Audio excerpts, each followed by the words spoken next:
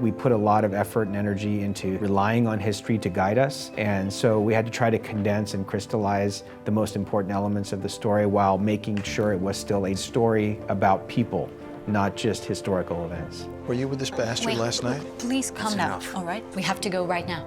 We want to strive for authenticity because in trying to tell the truth about that history, you want as much truthfulness in your surroundings, in the props, in the costumes, in the language, in the letters, everything you want to be as accurate as possible.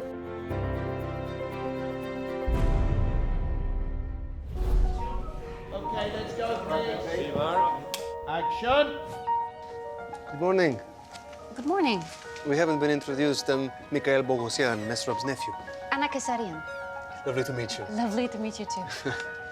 There have been films about the Armenian genocide, but nothing has been attempted on this scale. I eased your burden. Thank me. It was a huge production, so many different locations, different crews speaking different languages. It was a lot to wrangle. About 30 different nationalities represented just in the actors alone. So we've been able to find folks who look the gamut of the kind of people you'd find in Turkey at the turn of the century or in 1915. Action. Despite the fact that, we obviously are not a major studio production, Mr. Krikorian never wanted us to have too many artificial elements in the film. I have my papers. Wait, please. I have an exemption. And when you have an opportunity to do that, you take it to heart. And so when you see a train, we actually have a train.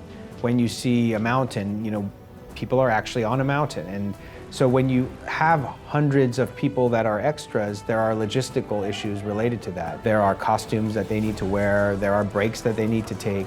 The thinking behind not wanting to try and shoot tighter so that we don't have to use as many extras, not wanting to CGI a bunch of folks or anything like that, was this sense that if you look at the numbers of people who were either evacuated or killed, it's an incredibly large number, and we wanted to make sure that part of the story was going to get told simply through the length of the line of people that we have walking across the desert. 8,000 extras have been employed. So the versatility has been amazing. We've been able to mobilize 300, 400, 500 people on a day, get them costumed, get them made up, get them to set, and get the shots that we needed. So that was an incredibly large undertaking that we did with absolute precision. I want to get you an American visa. I want to get you out of here. Constantinople in 1915, 100 years ago. The Turkish army coming through the streets on a celebration, and our lead characters are observing. We have 200 soldiers, 40 horses, and another 100, 150 extras. Big production value, lots of people, culture, stuff that sort of mashes up here in front of our characters. Who are you? We're fleeing Sirun, on the way to Basik. The Turks found their way to drive us into the desert. The logistics are daunting in these beautiful places. We have 200 or 300 crew members, plus 500 extras in the mountains where we had to bring the gear in by helicopter. This is where we will build our tent. Who will help me? I will. Yes, I will. Let's get started. We had a lot of children on the set, and when you have children in a work environment, there are limitations in terms of hours. And of course, you have to make sure that the kids are comfortable and that they're able to maintain their focus, and I think that was a really important aspect of the film.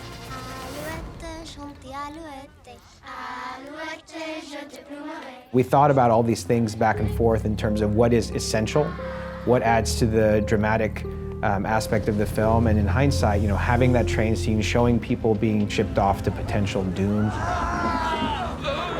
These are things that evoke emotions, and I'm really glad that we ended up doing that.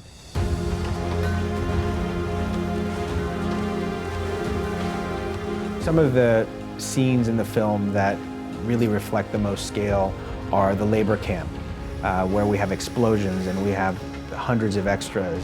We put in some train tracks and brought our own train in. Michael has been conscripted into a labor gang who's being worked to death building a railroad. They need us for this railroad.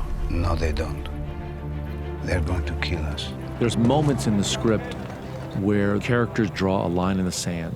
We got Michael on the train, and they're unloading dynamite. One of the prisoners decides to detonate one of the boxes. Thank you. And we've got Michael standing in the doorway here. He turns and starts to jump, and he'll roll down this hill here. We've buried crash mats underneath the surface and then put things like rubber rocks, which look gnarly and nasty, but actually are really quite nice and soft to land on, so it's not too bad. I don't think you could have it any better than the way it played out. My darling Yeva told me that her greatest wish was that her parents were here. And all those families lost in an attempt to wipe our nation from the face of the earth. I told her, we're still here.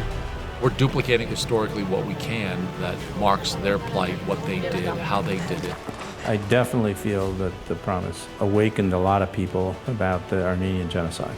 The Promise is a movie that hopefully will evoke emotion and lead people to want to go and learn more. It's based on real events. We wanted to have a film that would get out to the world, and then the chips would fall where they may, and now the legacy of the film will live forever. I hope that people remember it just for the sake of humanity. I'm obliged to execute. No!